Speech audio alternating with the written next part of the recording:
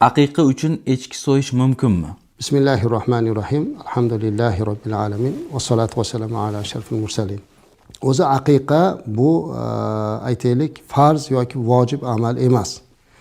Albatta har bir odam borki aqiqa qilish kerak degan ko'rsatma yo'q. Boy bo'lsa, o'sha bitta qo'y so'yishligi, ikkita qo'y so'yishligi u odamda iqtisodiga ta'sir qilmasa, ana o'sha odamlar qilsin. Endi hozir o'zi kambag'al, o'zi zo'rg'a tirikchiligini o'tkazyapti-da, qarz olib bo'lsa ham aqiqa qilaman deyishlik bu noto'g'ri. Ehson bunaqa qilinmaydi. Ehson balki Alloh yo'lida qodir bo'lsa, uni o'sha kambag'allar uchun qilinadi.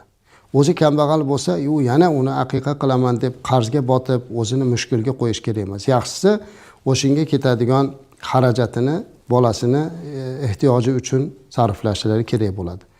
Endi aqiqani nimadan qilsa bo'ladi desa, ulamolar aytadiki, aqiqa qo'y, echki, mol, tuyadan qilinadi. Mana shu 4 ta narsadan ruxsat beriladi.